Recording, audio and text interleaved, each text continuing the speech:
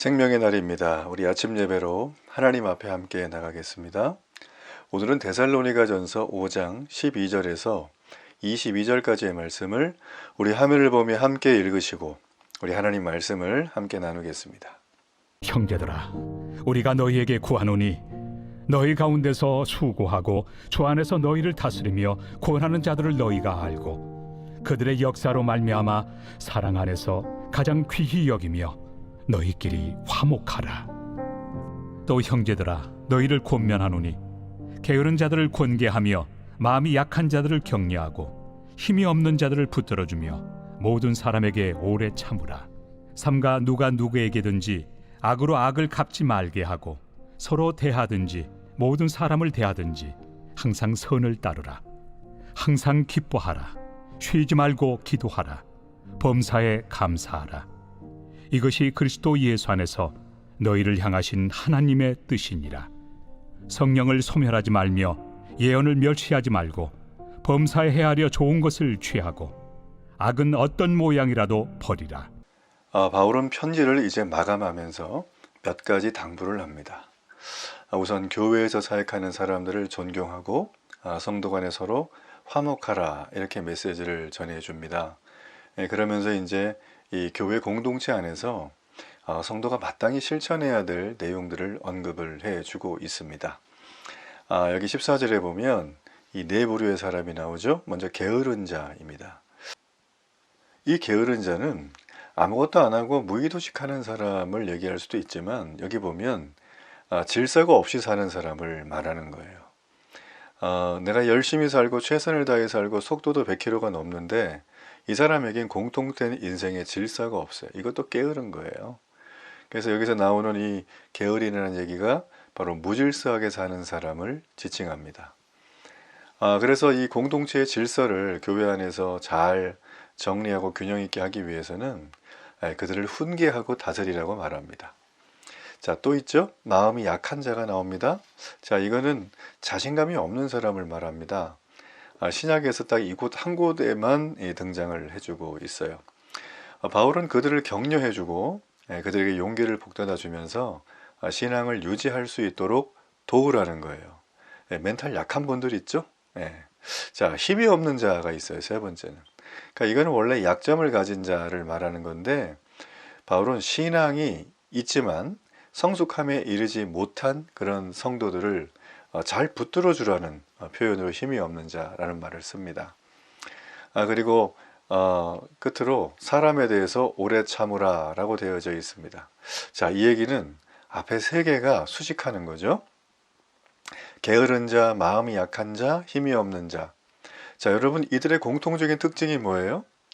그들이 성숙하기 위해서는 공동체가 함께 돌봐주는 게 필수적이다라는 거예요. 그러면서 네 번째 얘기하는 오래 참아야 된다. 바울은 사랑에 대해서 말할 때 그 첫 번째 동목을 이 고린도전서 13장에 보면 오래 참음으로 꼽았습니다. 우리가 교회 공동체가 이 땅에서 세상과 차별화되고 세상과 구별되는 가장 큰 특징은 세속적인 사랑이 아니라 하나님께로부터 받은 은혜와 감격의 사랑, 영혼을 살리기 위하여 한 마리 양을 향해 걸어가셨던 예수님의 사랑. 여러분, 이 사랑이 있다는 걸 우리가 염두에 둬야 돼요. 그래서 사랑으로 하나 되는 것은 하나님의 뜻입니다. 이 교회는 사랑이 없어, 이런 말 들으면 낭패를 보고 있는 거예요. 사랑으로 하나가 돼야 된다. 여러분, 이거는 오래 참는 것이 핵심입니다. 지금 바울의 권면이죠.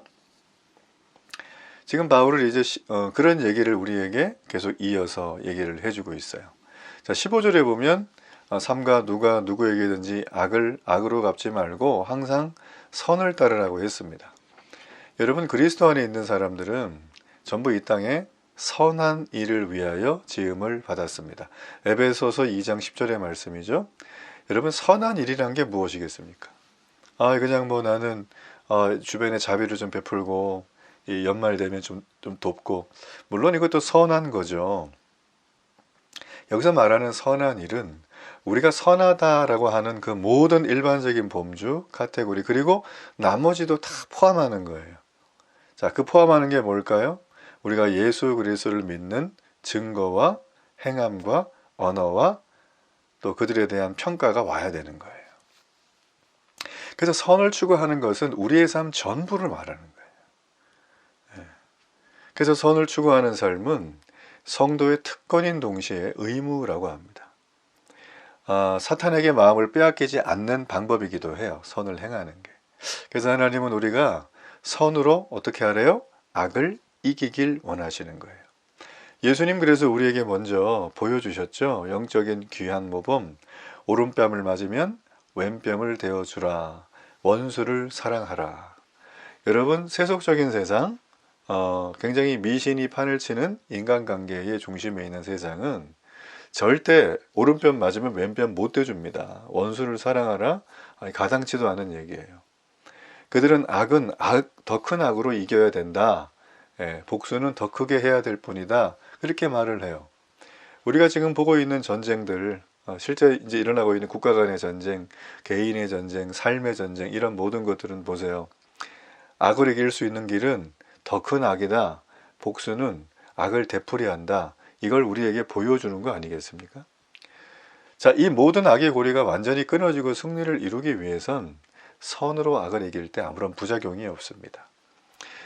우리가 선으로 악을 이긴다는 것, 대표적으로 무엇을 말할 수 있습니까?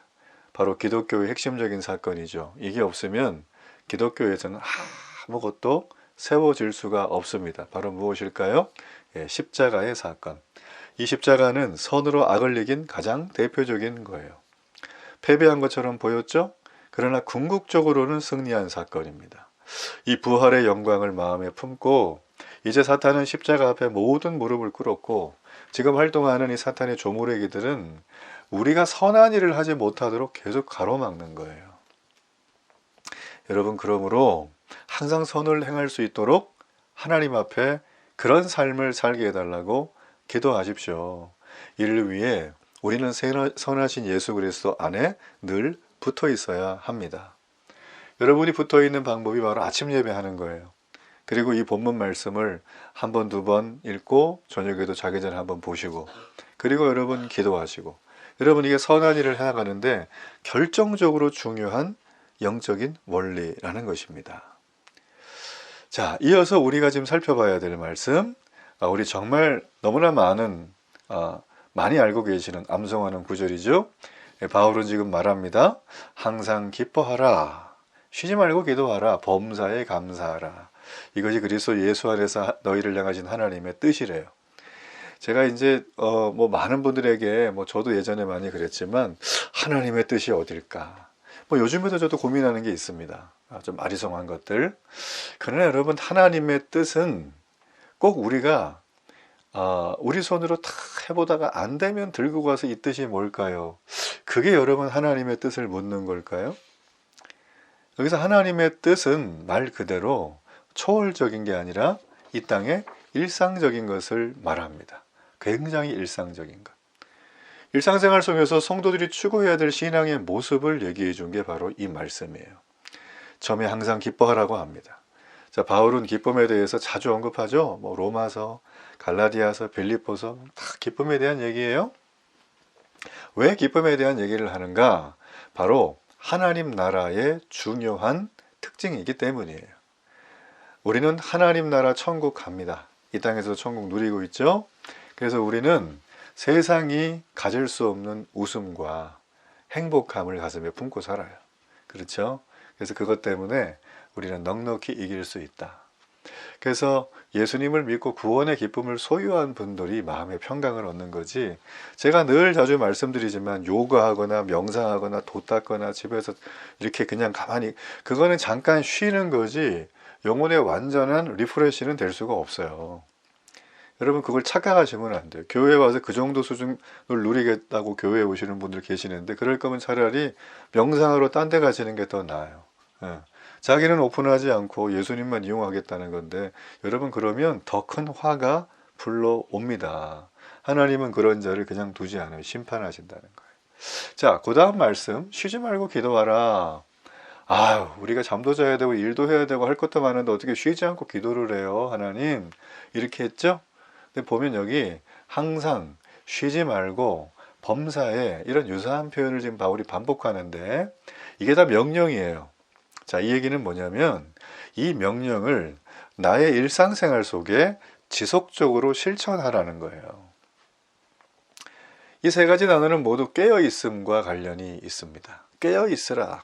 어떻게 해요? 기뻐하는 거, 내가 세상과 다르니까 당연히 기뻐한다. 이 깨어 있는 거죠. 그리고 쉬지 말고 기도하는 거, 이것도 깨어 있는 상태예요. 그리고 범사에 감사하는 거, 우리는 감사가 세상이랑 다르죠. 그죠? 누군가 나에게 잘해주면 당연히 감사하다는 얘기를 하는 게 인간의 도리지만, 여기서 말하는 감사는 인간의 도리가 완전히 어긋나거나 넘어섰을 때도 감사가 나오는 고백. 여러분, 그러므로 감사는 기도의 연장선상에 있습니다. 감사는 하나님 나라 백성의 중요한 특징이에요. 그래서 하나님의 뜻은 하나님의 백성이 거룩하게 되는 거라고 사장에서 우리가 나눴어요.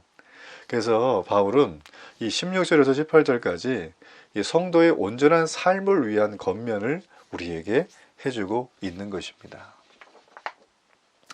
여러분, 참 우리가 살아가면서 이렇게 바울이 권면하는 것처럼 게으른 자, 마음이 약한 자, 힘이 없는 자, 또 돌봄이 필요한 사람들, 이런 사람들을 우리가 잘 섬겨주기 위해선 이 바울의 세 가지 명령이 선순환하면서 나의 삶에 계속 이 리드미컬하게 움직여 가야 됩니다. 나의 삶을 이끌어 가야 되는 거예요.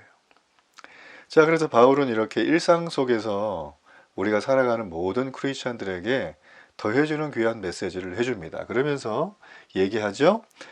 성도들은 하나님과 친밀한 관계를 위해서 성령의 은사를 이해하라. 그러니까 영적 분별이죠, 이거는. 예. 그래서 이게 정말 악한 영이냐, 진짜 이게 하나님의 영이냐, 이런 부분들을 좀 분별할 필요가 있다.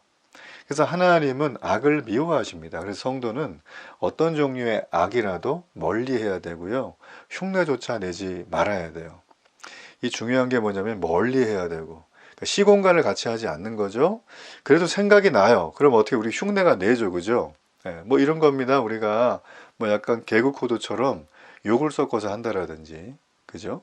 아니면 뭐 이렇게 나쁜 행동이나 나쁜 어떤 사회적인 이슈가 되는 것들을 재미삼아 따라 한다라든지, 아니면 쉽게 하는 거 있죠. 우리가 늘 둘이 모이면 한 5분 정도 대화한 다음에 그 다음 무슨 얘기 합니까? 남 얘기하죠?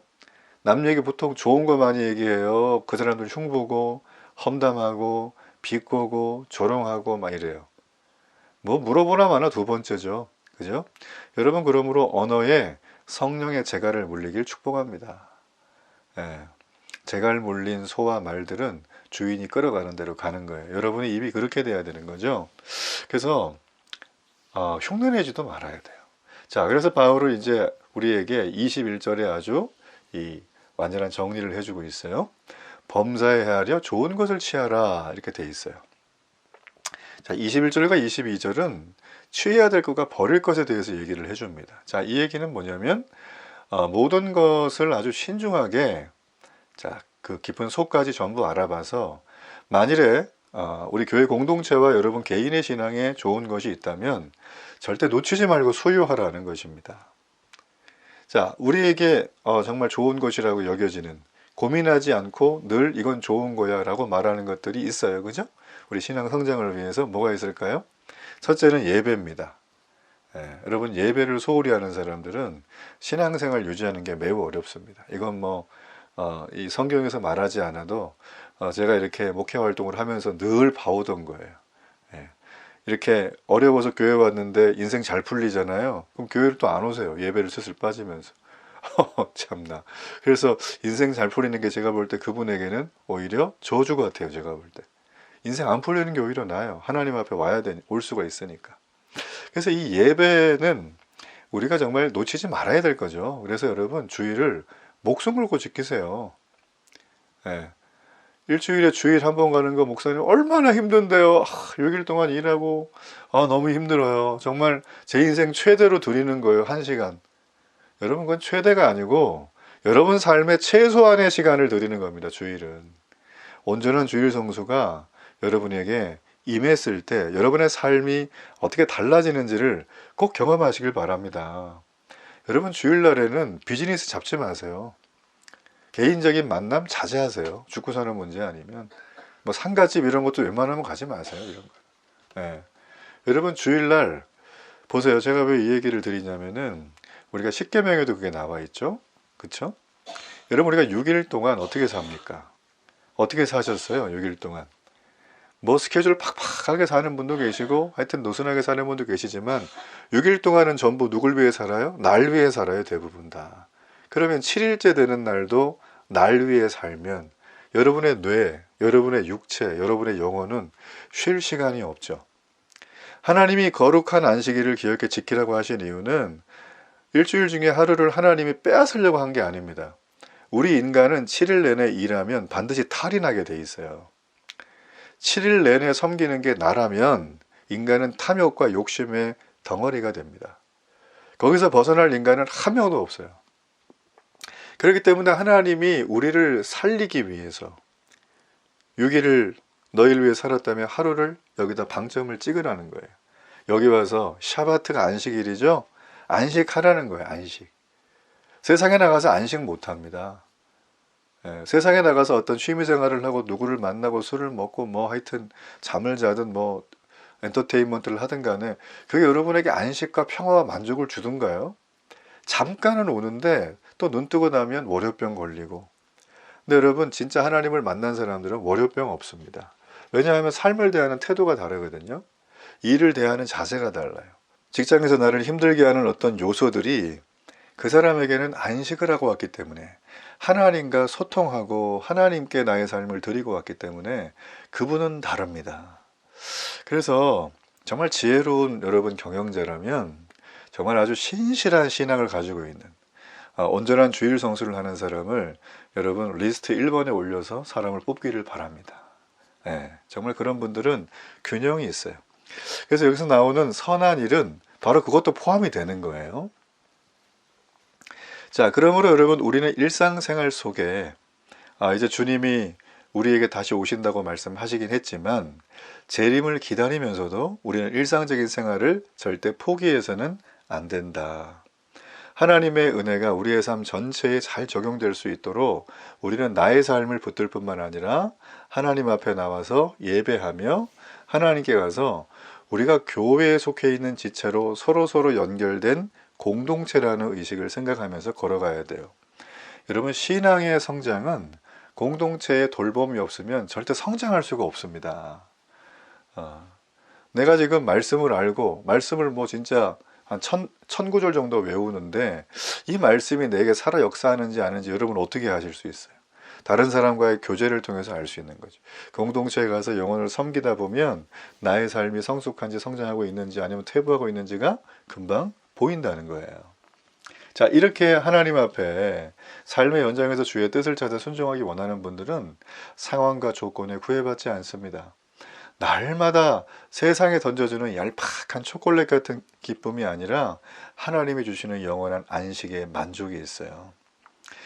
그래서 여러분 우리의 일상 속에 하나님을 드러내며 사는 것이 신앙입니다. 우리가 살아가는 모습이 곧 메시지라는 거예요. 전 여러분이 섬기는 우리 데일리 교회가 그런 하나님의 메시지와 은혜가 넘치는 축복의 귀한 공동체가 되기를 간절히 바랍니다. 우리 결단의 기도를 하나님 앞에 드리겠습니다. 살아계신 하나님, 우리를 향한 하나님의 뜻은 초월적이고 신비한 것이 아님을 깨닫습니다. 가장 일상적인 것, 평범한 신앙의 덕목들이 내가 하나님 앞에 뜻을 행하는 길임을 기억하고 악을 악으로 갚지 않고 항상 선을 따르며 내 옆에 지체들을 잘 이끌어주고 오래 참으며 항상 기뻐하며 기도하며 범사에 감사하는 믿음의 길 걸어가게 해 주옵소서. 예수님 이름으로 기도합니다. 아멘.